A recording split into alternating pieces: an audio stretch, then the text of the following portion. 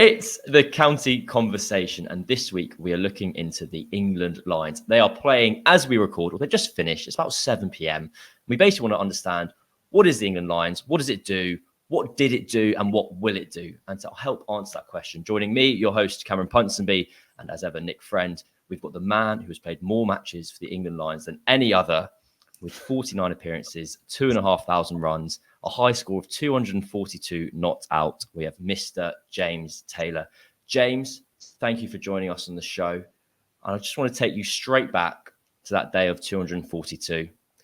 A, did it make you feel readier to play for England?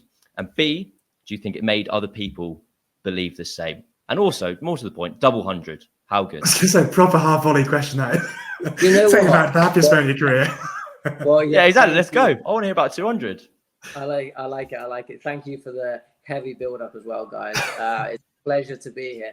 But why is this bad? Why she was saying that? I mean, I've got a memory like a sieve anyway. But I was, Perfect. I was trying to think who it was against. Am I right in thinking it was against Sri Lanka? It was against Sri Lanka. Yeah, okay, good. Sri Lanka. Okay, so Sri Lanka, more to the point. In Sri Lanka, against Sri Lanka A. Sri Lanka, There were a lot of runs. Not Sri Lanka. Okay. Yeah, it was funny because I think I was on 99 overnight or something, or 199 over one of the nights, whatever. But yeah, it was great. You were 99 not out at the close of the second day. Okay. So there you go. The memories kept something. There we go. There we go. Do you know my memory of that? Obviously, it's scoring runs and it's brilliant. And I love playing the subcontinent. I love playing spin. And obviously, the wickets are pretty flat until they spin. And I love playing spin, so it's happy days. And I love the heat. But I can remember Ramps doing laps. And like every time I was like, just got to a milestone or something, he would clench his fist at me and I'll be looking over at him, like telling me to keep going. Well, him telling me to keep going. Those are my memories that I love. And Ramps was such a great coach. He was like, I never really had a hero, but I obviously played against him so much. So I loved watching him bat. And then for him to coach me so much as well was brilliant. So that was like one of my overriding memories of that innings, weirdly, was Ramps walking, doing the laps, burning the calories and just clenching his fist every time I got to a milestone to tell me to keep going. So that was good fun, that innings. So one of the things we're really trying to understand, me and Nick, is kind of like the player's perspective of the Lions. So when you scored that 240, did you feel like it personally prepared you better for international cricket? And on the flip side, do you think it convinced others that you were good enough? Or like, does it work, basically, to ask a really kind of unnuanced question about it? Does the England Lions program work in preparing you for the very top? I think yes to all of the above. Perfect. I mean, it is very different now to what it was. I mean, I did everything to play and represent England, whether that's England Lions or obviously higher on, and the aim of the game is to get to the top and play for your country, the first team.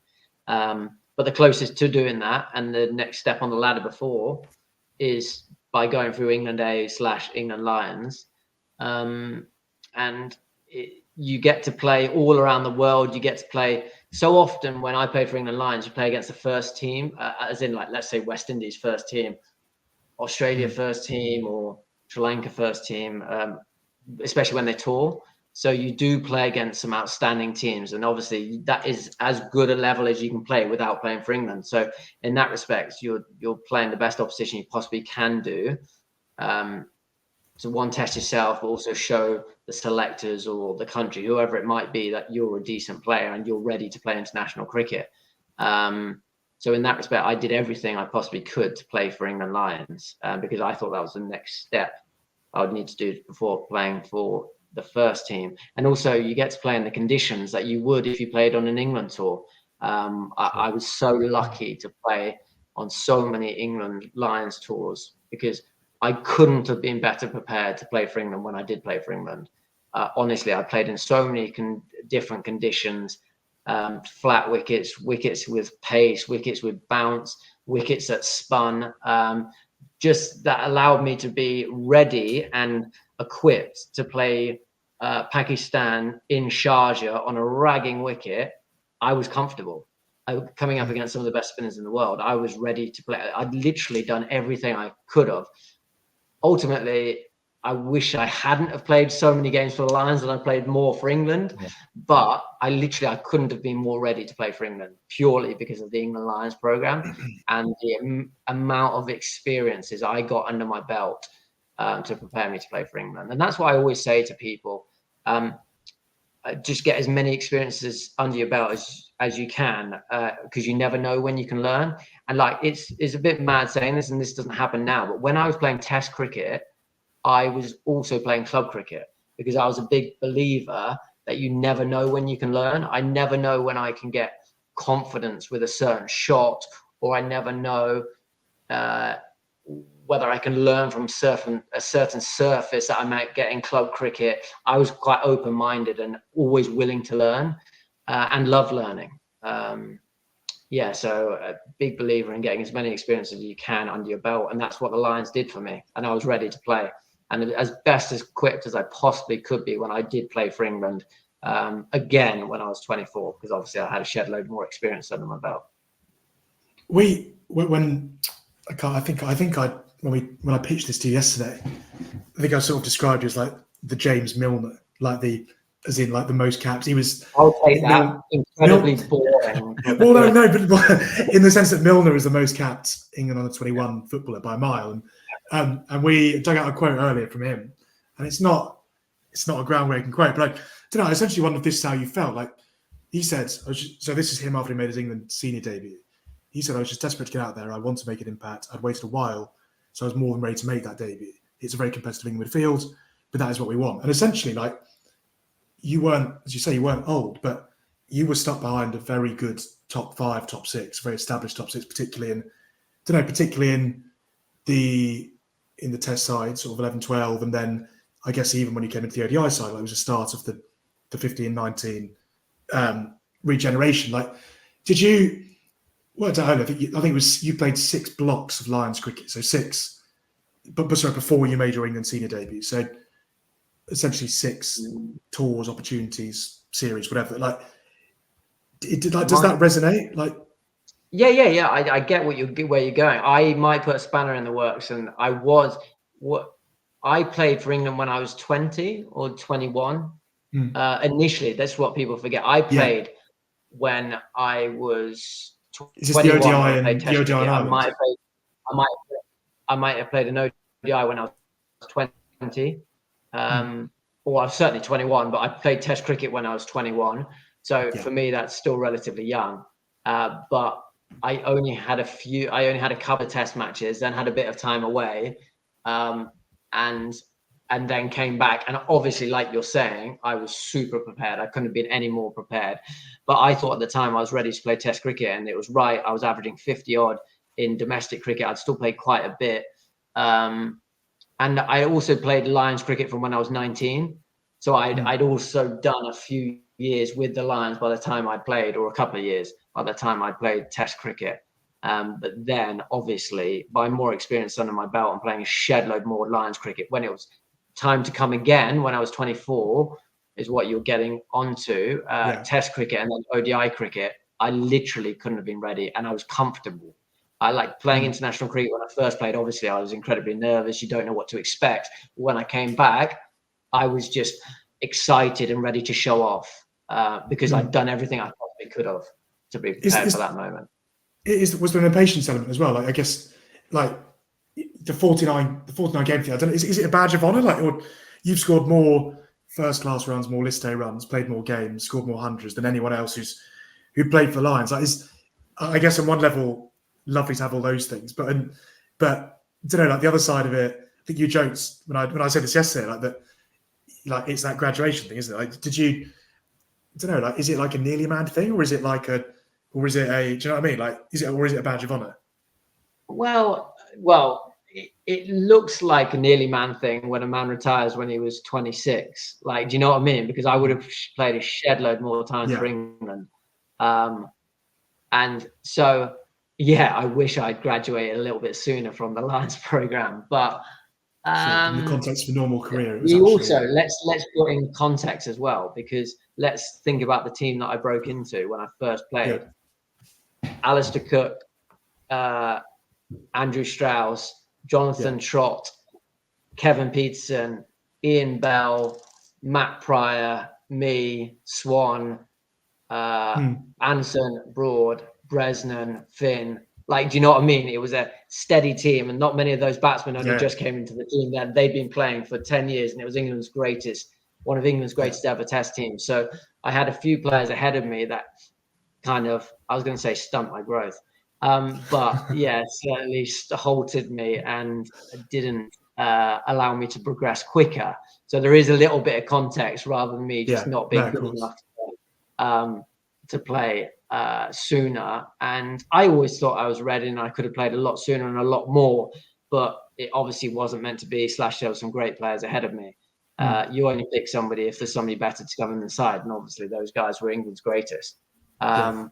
And I could definitely done a job, but it obviously wasn't meant to be. And I was just starting to kind of understand Test cricket and grab it. And my last 11, 12 games in ODI cricket, I was averaging 50 something. So I was just starting to find my feet and understand Test cricket a little bit more. And also touching back on the Lions, I could be a Lions program salesman here, but I couldn't have been more ready, because like when I came back, made my comeback in ODI cricket, I scored 90 in Sri Lanka in like unbelievable heat. Got out because I had full body cramps and I was really fit, but I was absolutely spent because of the humidity and the nerves and everything that comes with making your comeback. But I came back and scored runs, and then my comeback in Test cricket, I got 76 or something. So I was literally ready because of everything that the Lions and the coaches and the system and the tours had put into me. I was ready to go. And that's what the Lions program's designed for, or it certainly was. It's slightly different now. Was that Lions? Was it, so you always scored county runs as well? Like, you know, before Lions, after Lions, in the periods when you weren't playing for the Lions. Like, are you, I don't know, like with time to reflect on it, are you certain that it was the line?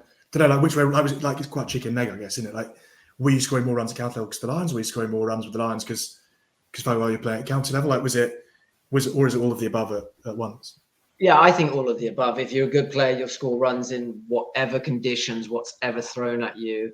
I think Lions prepares you because it opens your eyes to more different experiences, surfaces, different cultures, different opposition, different bowlers.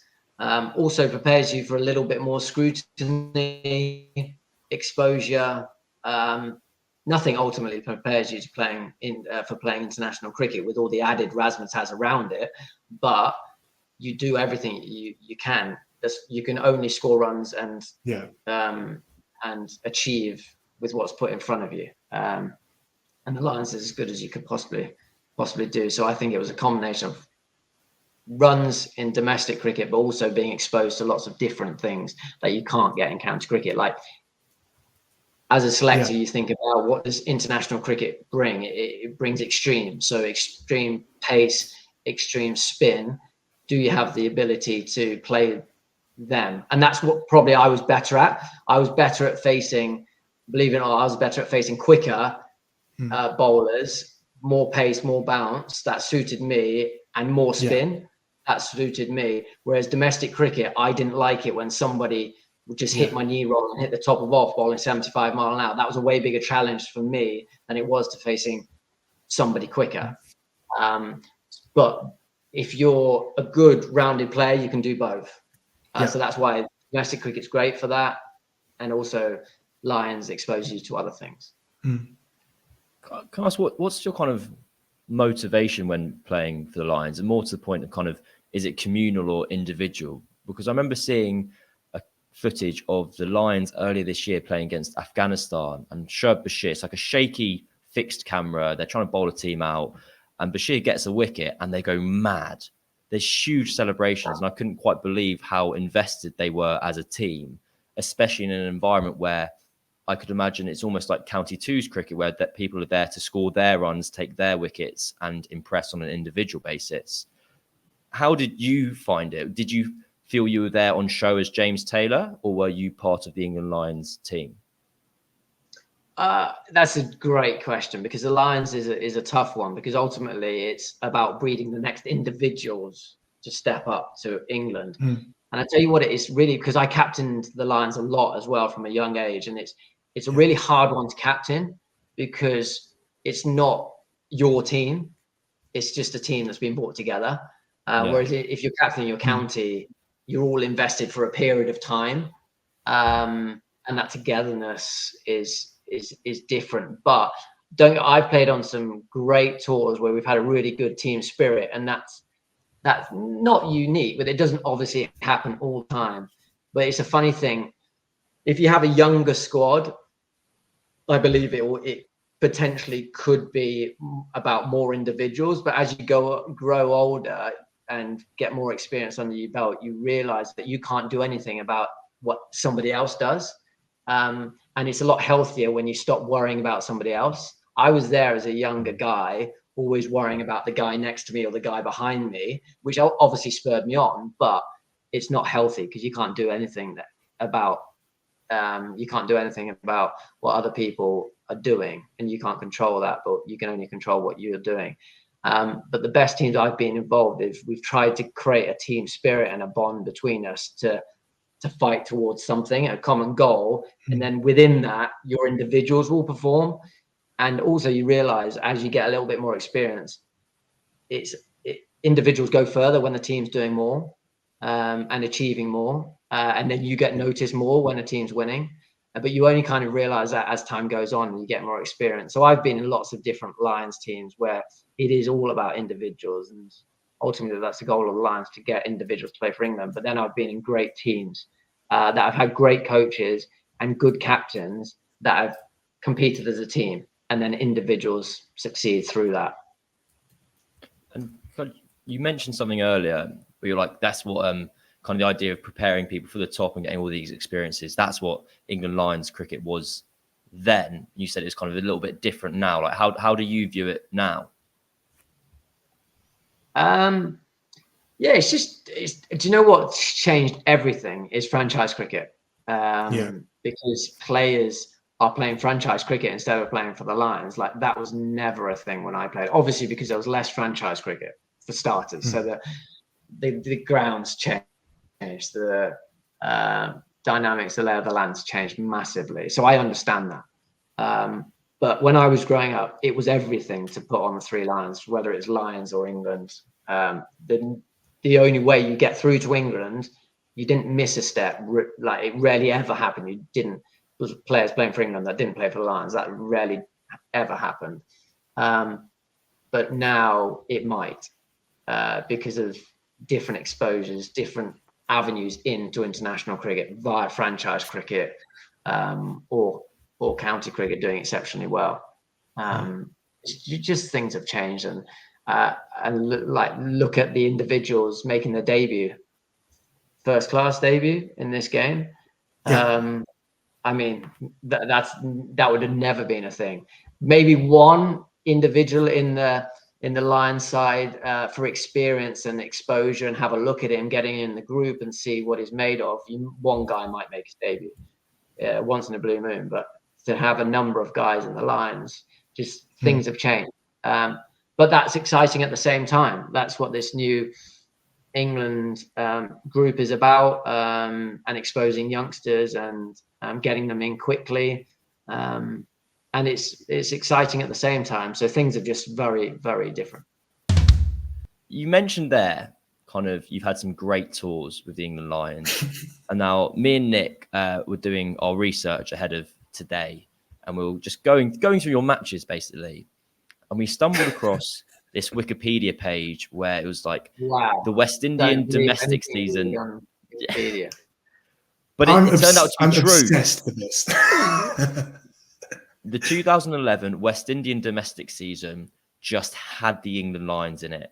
as a full team. They played the full competition, finished Why not? third out of 8. But why not? Why? Can you imagine if the Windies just rocked up and it was like, yeah, we're going to play Leicestershire, Gloucestershire. We're going to be Div 2 this year for no reason. More to the point, I'm going to be honest, I don't particularly care about the cricket. Can I before we go into? Can I ask just on like since we're on the why and the why not? I don't know. Like I guess the question to jump in on this straight away is, like we just finished. We just had the West Indies series, the West Indies Test series, and you get a lot of the chat was about lack of prep. How can they be expected to succeed when they've just arrived, etc., etc. But and we'll get to this. I'm sure we'll get to the squad in more detail. But actually, like looking back, like from a serious perspective, I mean, it looks like the perfect tour to prepare people to play international cricket abroad. Right? I mean, if you look at if we take some of the names in that squad, Bairstow, Bopara, Ben Stokes. Ben Stokes. Yeah, so in alphabetical order, Rashid, Wokes, Taylor, like that's half of an England side, isn't it? I mean, so we do, we hear all about the lack of prep, lack of exposure to conditions. Actually, let's say neither Cam nor I had ever come across it. We were pretty obsessed with it for about half an hour during a call earlier. Like it looked perfect. Trip. Danny Briggs 33 wickets at 18. Like, who'd have thought? The pitch is absolutely rag square as well. How much of that squad can you remember? Yeah, all of them. Maurice Chambers was on there. Yeah. James Hildreth was on there. Gale was on there. Maybe Live. Yeah. Live was maybe there. Live was on there. Andy Carter. Jimmy Adams. Yeah. Andy Carter came on for a little bit. He came on the back end when there were injuries and stuff. That was one of the best trips I've ever been on. So what happened? The conditions were obviously. We were based in Barbados for 3 weeks. I think we had in 9 weeks we had like 27 flights, just island hopping. It was out of this world. And then we got given 10 days off in the middle of the tour. The coach says, I don't want to see any of you guys. So we just Liam Plunkett went to Miami. It was amazing. In Barbados? For multiple weeks. From Barbados went to America. And we had 10 days off in Barbados. I mean, what a place to have 10 days off. All the wives and girlfriends came out. The coach said, I didn't want to see you for 10 days. So we had a holiday in the middle of it. We played some great cricket. We got some great experiences. That was a trip of a lifetime, let alone playing for the England Lions. And we did well. We played some great cricket. We won. We had some super competitive games. There was a bit of niggle in some of the games. You played at all of the main test venues. It was perfect prep, great fun, great bunch of lads. That's a great example of individuals doing really well through the collective group striving to win the tournament. I guess that's what's so unusual there, isn't it? It's the opportunity to play for something proper. Totally. We actually couldn't have gone further anyway. I can't remember what happened in the end, but we couldn't have gone further anyway. I can remember, James. I'll lay it out for people wondering what happened. So it's a 7-team competition normally. England Lions come in to make it an 8-team competition. England finish 3rd out of 8. But they can't go to the semi-finals because they've got to go home and play in the English domestic season. And so the competition continued. So it was played 7, 1-2, drawn 5.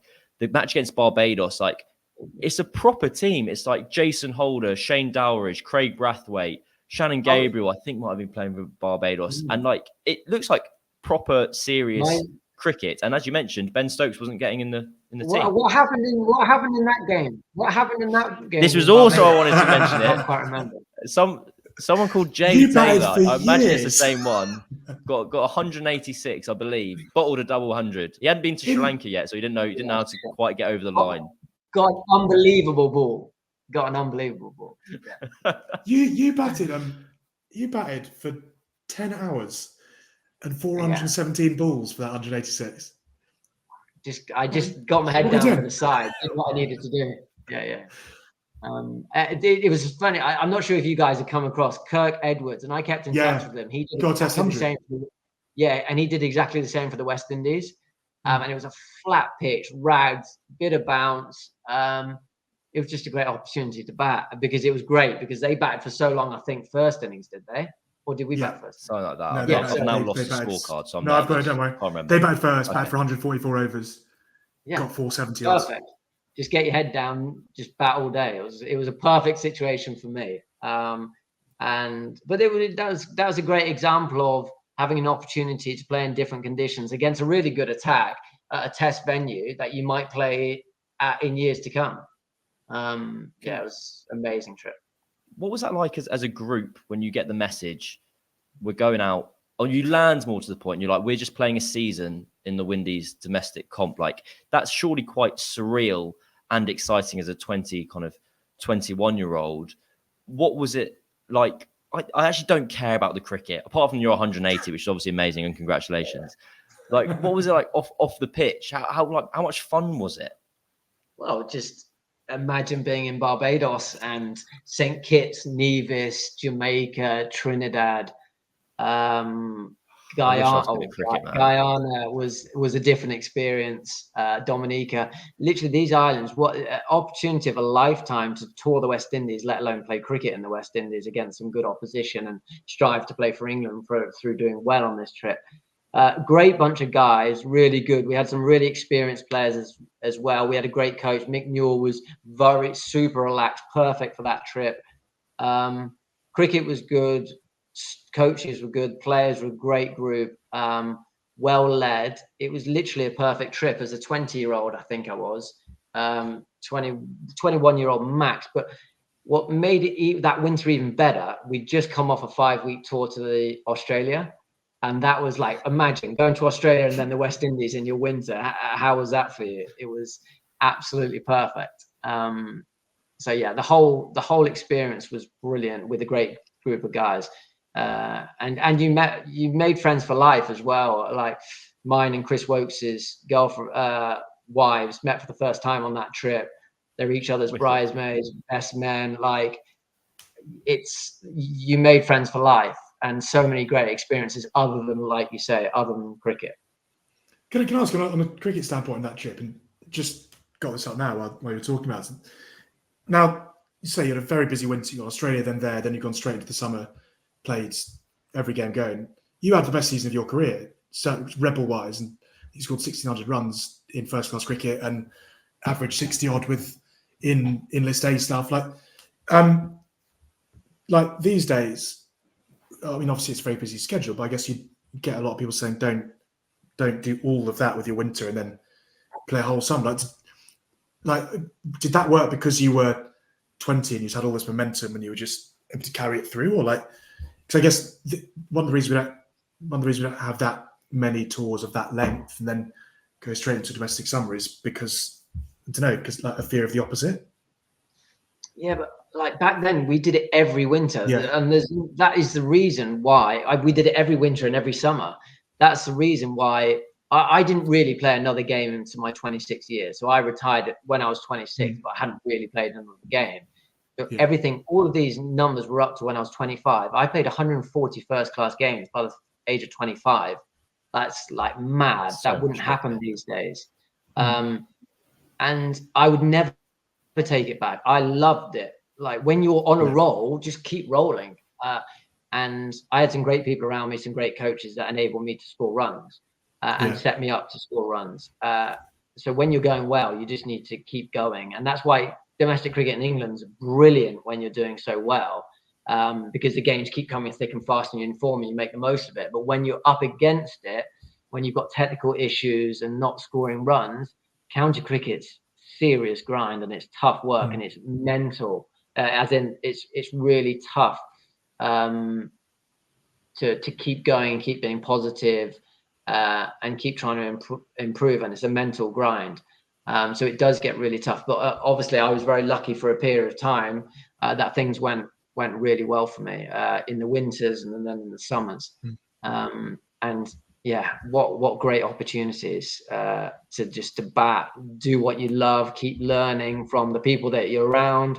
And from the opposition you were playing, as well as the coaches that you're working with. And that was the thing, because it was brilliant. I obviously had my domestic stuff, but then it freshened me up because all winter I was away from the domestic team, and I was learning from some great coaches, playing some great opposition. So it was like literally you couldn't fail to succeed if you were willing to be open-minded and learn. And of course, the other thing about that domestic comp is that they had winning and losing draws, which for the clubbies amongst us is a lovely touch. Get him in. Get him in the championship. Do it. Yeah. Imagine that. Just add another layer of complexity. It was the first innings. It was if you won, you could win the first innings and draw the game and come away with more points. Perfect. What a dream. Right, we're going to end part 2 there. The only thing I wanted to pick James up on there was his 180. You described it as a flat pitch that was also ragging with quite a bit of bounce. So I was like, it didn't sound that flat, to be honest. It was just like bumping it up a little bit. Yeah, obviously you have to be a really good player to score. I was going to say, you said it was flat, then I remembered he got runs. Yeah. No, as the game went on, it started. We've all played at some level. Hey, man, I've played at Kensington Oval as well, mate. I know what it's all about. I know a lie when I'm hearing. Right, end of part 2. We'll be back in 2 seconds. Right, finally, in the kind of final part of this conversation, we just want to kind of ask James and talk about how is the Lions changing? What does it we did a little bit earlier about what it represents now, but what does the future look like? For example, there hasn't been an England Lions white ball match in about 2 years. It is very seems to be very red ball focused in its current form. Is that kind of here to stay as kind of a part 1 of the question? And part 2, can you see it going in a similar way to the full England side at the moment, where selection is based on kind of performance or kind of on attributes more than performances? So it's kind of like talent ID, plucking kids out at 18 rather than kind of seasoned pros who are 26 and the next cab off the rank. Yeah. So where do you want me to start with that one? Let's go start with red ball, white ball. I just asked you every question in the world, which is what all the great interviewers do. Yeah. You've kind of touched on this, of course, with the franchise stuff. The reason it's been red ball focus is because Jamie Smith this winter, Will Jacks this winter. Literally, you can't add any more into the schedule. That's why there is no room for any more white ball games for the Lions. Because there is so much franchise cricket going on. And to be honest, the franchise cricket is generally a really good standard, in a lot of the franchise tournaments. There's not room in the schedule for more Lions stuff, because then you're taking away from those players having opportunities to play in other countries against some good opposition all around the world. They're getting the exposure in different conditions against good opportunities. So that's against good opposition. So that's and also experience in being an overseas in these franchise teams, which adds a layer of responsibility too. So there's a few ticks that you're getting without having to add cost into your budgets by putting on a Lions game, and also adding another layer of complexity with the scheduling. But there is different, like I've said, having the Lions, you get the opportunity to play with extra scrutiny with the badge on you, which is something different that you won't experience playing for franchise cricket, and also being around different coaches that might get to being in that setup. The coaches, it's an opportunity for them to learn so much about you as an individual. And yes, international cricket's about skill, talent, having the mental capacity to be able to deal with so much that international cricket brings you, but you can't learn so much about the individual unless you spend time with them. And that's what the Lions allows those coaches and the selectors to really understand those individuals. So the selectors will miss out on a lot by not having that Lions cricket and so much Lions cricket. When you're making decisions at that level as a selector, you want to know everything about that individual. And that's what the Lions allows you to do, get close and understand those individuals so much better than franchise cricket will let you. Can I ask, does it excite you, like with your Leicestershire coaching hat on, after go back to the winter, you had Rishi Patel obviously Callum Parkinson had just moved on, but was with the Lions as well. Ray Allen was away with England. Josh Hull's involved right now. As a Leicestershire coach who's loved the Lions, like, how much does it excite you for them when you see those guys go away? Because I guess all you've got to do is impress, and you kind of don't know how quickly things can sort of develop from there. Yeah, 100%. I've obviously been the best sales rep ever for the Lions program. Back in their bags for them.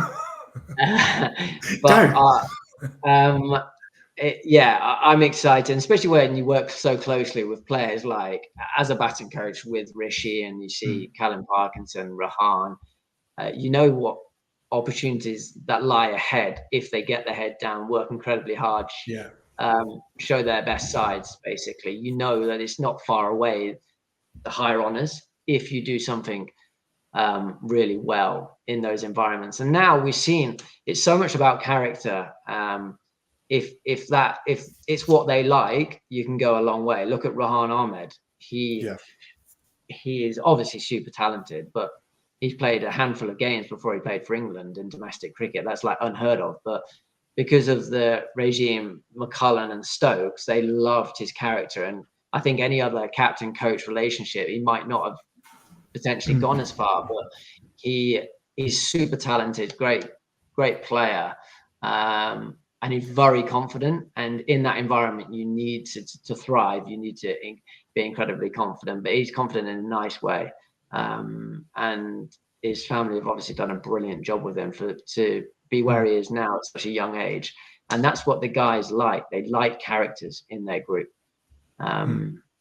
Yeah. And that's why there's such an exciting group now, this England group in Test cricket. They're so exciting to watch. Can you build characters? Like, so I guess if that's I don't know, like, I guess that's probably always been the case, that if you are the right character, sort of naturally you could, if you're good enough, you could be thrown in at whatever age. Like, did you, I don't know, like, for all the improving you did against spin and stuff, like, did you not improve as a character, but do you know what I mean? Did you mature in that way before you, like, I guess, would you have been able to play for England when you first played for the Lions, or did you require that confidence and that shift in your character that happened over that period? If that makes sense. I obviously had a inbuilt. So just it's different for everyone, isn't it? It's hard when you're talking about yourself, but like, you have to have a level of confidence and assurance and resilience. You have to have a level in you to get to that stage of playing for the Lions anyway.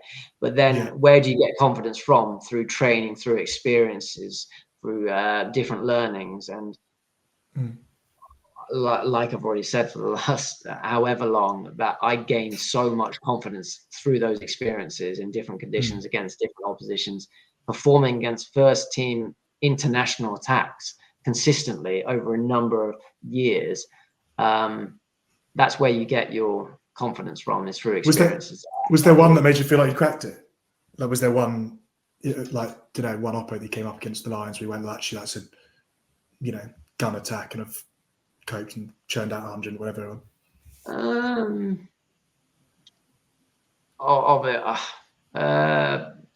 Not. I was very fortunate to score a few hundreds for the Lions and against some first team attacks, but maybe the West Indies at Wantage Road, and it was just on.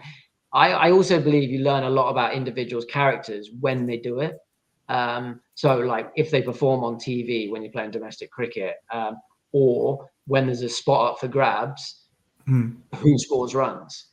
Yeah, because they know that's their moment. And then you also learn a lot who doesn't score runs. You learn a lot who scores runs, but you also learn a lot about a guy that might miss out on TV regularly, or might not score runs when that is your moment.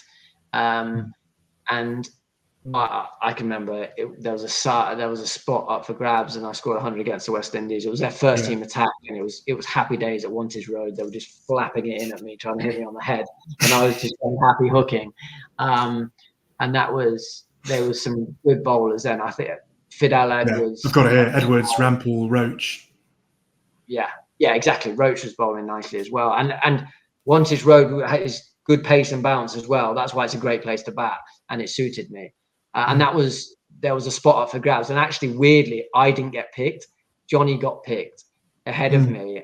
And obviously, I was gutted. I thought I should have played, but Johnny played. And then I got dragged in a few weeks later against South Africa. Just to say that next series. Yeah, there was a stack because that was Carberry, Root, Compton, Bell, you, Bairstow. That feels like a proper shootout. Great team. Yeah. There was back then. There was some serious Lions teams because it was your next cabs off the rank, and it was brilliant, great experience because you're competing against the opposition, but at the end of the day, I was competing against Johnny with Ty and good mates, but I knew he knows that it's that a spot is available and we both need to get it. Is that the biggest difference now that you rarely get a full strength, if ever, get a full strength line side? Even this winter, they took a very good group to India. Jamie Smith was at the ILT20, Will Jacks was at the SA20. Now, at the moment, we've got this sort of shadow-ish side playing against Sri Lanka, as you say, guys making debuts. Franchise cricket's changed the landscape of cricket for so many different reasons, and Lions cricket is obviously one of them that's changed and shifted slightly because the lads are playing franchise cricket. And it wasn't really there apart from the IPL. It wasn't there when we were playing. Hence why the squads were so experienced and they were the next cabs off the rank when it was England A or England Lions. So can it do the same job as it did then, right now, despite that? I don't know what the word is. That disadvantage. It's just different. You get young, exciting players coming through, and you get to learn a lot about those young, exciting players that you might not have, that you might not have back in the day because they wouldn't have been playing. So you're getting access to these younger guys that you wouldn't have back then from a earlier age. And let's be honest, like I'm not sure who the coaching staff is, but I think Goffey's there. Goffey, Yardy. Like great guys to learn off. Like for these young guys that haven't even played first class cricket, they're getting exposed to some different coaches and different personalities as well that they might learn off. So it's, as well as it's good for England, it's also good for the individuals being selected. Were you intrigued for Josh Hull? Like, I guess you don't know how guys are going to go if they're young and they're exciting. They've not played much. Like, don't know. Did you get a chance to see how he was going yesterday while you guys were chasing? Like, was there sort of like a relief and excitement when he's taken 3 for not many? And I unfortunately haven't managed to watch it, but I know because the lads keep tabs. You know what it's like. The lads are all over it when they're allowed their phones. And Fons is, as head coach, allowed his phone. So he kept us up to date. But Josh Hull, he's a lovely lad, works hard, has got some great attributes. I mean, he's 6'7", he bowls 85 miles an hour and swings the ball from left arm. Like that decent attributes. Yeah, not bad. And it's because obviously he's done probably a bit more in white ball cricket, and I honestly believe, yes, of course he's got, and he's raw and he's got lots of cricket ahead of him and lots of learnings, but he wouldn't look out of place if he got picked earlier or soon in an England white ball side. You know how they rotate people, and he's so exciting. He's got great attributes. He's a good lad, and he's definitely one for the future. But this experience will do him the world of good. Again, it's another, I've banged on so many times, but that's exactly what it is. It's another experience for him and another opportunity for him to learn in a different environment, which is good for him, with different players and with different coaches and a decent opposition. So it's a massive opportunity, and obviously getting a few wickets will do him the world of good. But right now, he's white ball cricket. He's probably a little bit ahead of, because he's had more experience in that than red ball cricket. But there's certainly an exciting prospect in there. Right, and on that, I think is the end of this week's county conversation. James, thank you very much for your time. Nick, thank you for your time. If you do enjoy our coverage, you can subscribe for as little as £3.99 a month, and you can get access to the Cricketers coverage of all 18 counties online. James, this is very exciting, but the Cricketer have won the best domestic coverage for the last 6 years, and I'm contractually obliged to say it in every single show, and I will continue to. I know. Hey, you can back Kenzie. He's a Noble. freelancer. He I doesn't can read work the for us. read. It's fine. I didn't get the award. These guys did. I'm actually. It's weird that the online coverage wins all the awards and the podcast has never won anything. It's quite a damning indictment on It's a myself. year. It's not Right. a year old. Give Yeah, it its but first James birthday. didn't need to at know least. that. Don't let the details fudge everything right. Right. And I also was very delighted that my favourite thing in cricket that runs on Sky Count Double got a mention this week. I love it. It makes me excited. It makes me happy. Right. That's all we've got time for this week. We'll see you and speak to you again next week. Goodbye.